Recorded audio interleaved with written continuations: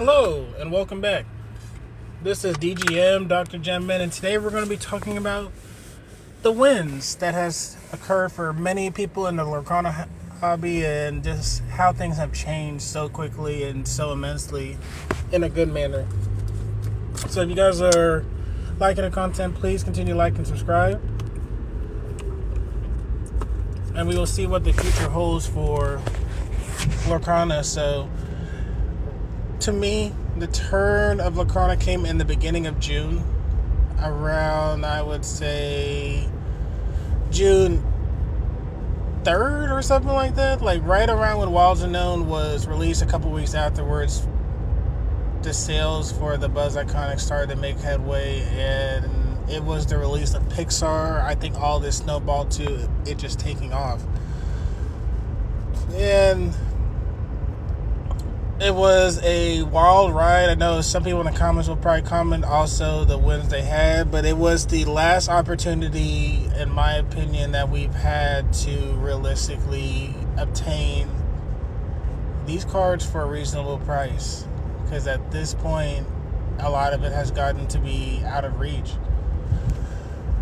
It was very common, and it's really borderline common now for most of the product to be under retail by a long margin, even for the sealed booster boxes. But now you can't find a Raiden Jafar box for under retail. You can't find a case of the Rise of the Floodborn under retail. All this stuff, even it's getting borderline to find Into the Inklands and Ursula's returning to under retail, even though those sets were seen as printed into the ground, and as we're seeing now, it is nowhere near printed in the ground. It was actually short printed, which says a lot about how small the hobby of Lorcana is and all the room to grow if that was considered overprinted to start with. But that's a whole nother video. As we can see, the majority of the chases for both those sets are under 1,000 in PSA 10, and 1,000 on the PSA pop report for each card in general. But I digress. So let's look at some of the wins we had.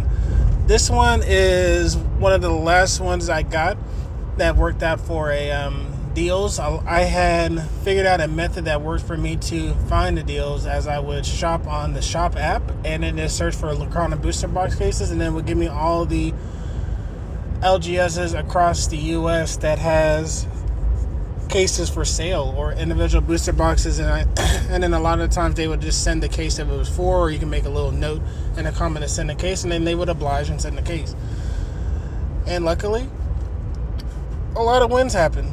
So for this Arcasia's Island, I didn't get a case when I ordered this one, and they gave me 8 boxes, $90 a box shipped. Basically, for Arcasia's Island, right now they go for about $120, so I had a pretty decent discount on that, and then that will be a set that I feel like will continue to go up. I think it's still undervalued as $120, as Jafar is about the $150 mark, so I think Arcasia's Island will continue to climb, as it's not even retail yet, which says a lot. So out of all the sets that I am still looking to buy, as I've gotten to a pretty solid point, Arcasia's Island is the priority, as long as the cases are around $500. As long as they're retail or under, I'm targeting that after I get settled with some of the other boxes I have coming in, because I have bought a lot of cases over this recent month. The most recent one that I had was the Whispers and Wealth from the Hobbiesville. They had it for $620 for 4 boxes. Many have probably already heard that they typically send as a case if you order 4. So basically out the door I paid like $670 just because I got the Order Protect. I would say you guys don't need to get the Order Protect. I was getting it before in earlier orders because it was like $12, but it was actually $35, so that would probably be the last time they get me to pay for that.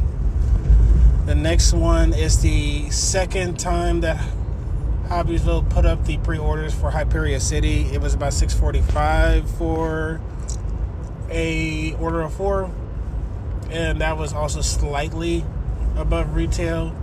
I felt comfortable buying at that point because I could see the iconic sets were going for about $800 to $1,000, so I felt good just to kind of pre-order, don't have to worry about it. And that was just going to be my second case of that I was going to, I'm still planning to trade it into getting like a Shimmering Skies case, or just selling it and getting a Shimmering Sky case and maybe a couple loose boxes of other sets that I need. So that's one thing to kind of look at, is just getting the case and then just trading off later. I forget when I ordered this. This was probably June 15th or something like that. Then I was able to get 2 cases of Raina Jafar right when things were still kind of at a peak, but not at a peak. I got them for $360 a case. The sad news on one of them was the box got wood on one of the cases, so I had to open the box, so it was no longer a sealed case, but all the booster boxes were fine. So that I will still take it a win at $90 a box for a Raina Jafar booster box. They go for about $150 now, so that is a pretty large increase. And then that's not even factoring the sealed case I also got from them. This one was crazy, where I just picked up a bunch of enchanted cards for a great deal. The Jasmine card for $85, Peter Pan for $35 was crazy. Some of the other ones they didn't have stock, and then the Namari for $23. And it was a pretty good order, a pretty good luck that I was able to get so many of these.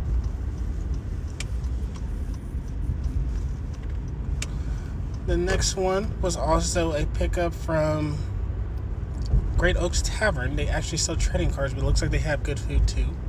And they had their Captain Hook for $43. I had looked on TCG Player, and there's actually some loose for $50 still. So it seemed like some of the prices have reverted.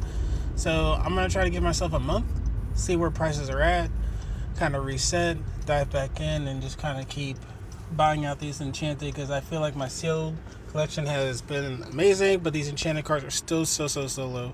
This Piglet was a steal and a half. I got it for $45. And I looked at it, looks pretty clean and good, so I'm going to be shipping that off with the other enchanted that I bought. I think during this time I bought like 40 enchanted. And these are all buzzer beater pickups, so I was very fortunate that just when I went in, I had just liquidated all of my sealed Pokemon cards, because I saw that it was getting stagnant. So my plan was anyway to sell those and then push it back into older Pokemon sets, because I had like my Mega Charizard X UPCs and things like that, and I saw that it was peaking, and I thought it wasn't like a forever peak, but in the moment peak, and I like to just sell it and just reinvest into older stuff like Brilliant Stars. But I ended up just getting lucky and was able to time up the market with Lorcana even better, so that worked out a lot better. Hoboken sent me 2 boxes of Raina Jafar for about $90 each. I got a lot of Raina Jafar for $90, so I'm very fortunate that worked out in such a good way for me. This is another great steal. I got an Arcasian's Island case for $360. So the sets I had the most of is Arcasian's Island and Raina Jafar, and I'm pretty happy about that. This may end up being my best steal I got, was the case of Hyperion City, which I originally ordered from Hobbiesville before they raised prices for $448, $460. Included their premium for the protection, so I think I paid about $480, including shipping, taxes, the whole 9. So $480. I paid about $120 a box under retail for Hyperion City coming out. Let's see if they honor it. And a couple of them I want to highlight. Ursula's Return. I bought this case. I believe I bought it. Let's see.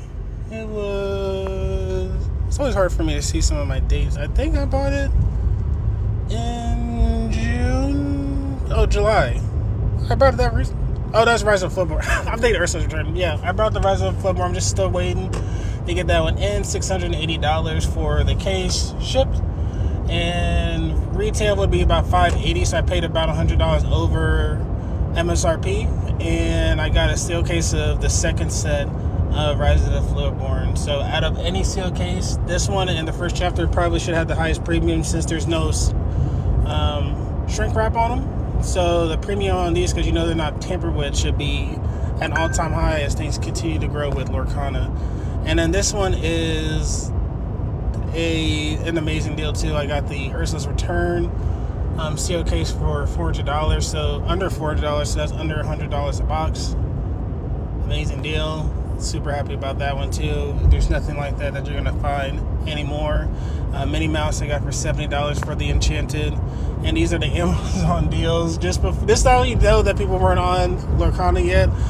It got delivered pretty quickly to the June 10th mark, and I think I ordered like June 4th. Like, these were the first things I ordered. Was this box for about $106, and then I ordered the Worlds Unknown. I think I got 2 of these for about $140 each. So those were my major pickups. I'm very happy with where I'm at with Lorcana now. I got a lot of sealed product, a lot of Enchanted, and I'm just curious of where you guys are at, how things worked out for everyone so far. And it's just a wild ride. I mean, I believed in Lorcana from the beginning. I had been trying to get a booster box of the first chapter for years, and I wasn't able to until they did that final raffle, and I was able to get one, and then I just held on to it because I knew it would be worth it. It'll probably be something I never sell, because I already know that if I ever make the decision to sell the first chapter box, I will never get another one, because I think that this one is going to be an all-timer. My only way that I will ever sell it is my last move that I still want to make is to obtain a first chapter booster box case. So the only way I would sell that is if Hyperion City ends up being extremely hype, I would willfully sell 2 of those cases, my first chapter box, and try to move myself into a case of the first chapter. So let me know what you guys think. Thanks for checking in, and hope to continue to talk to you guys soon. Peace.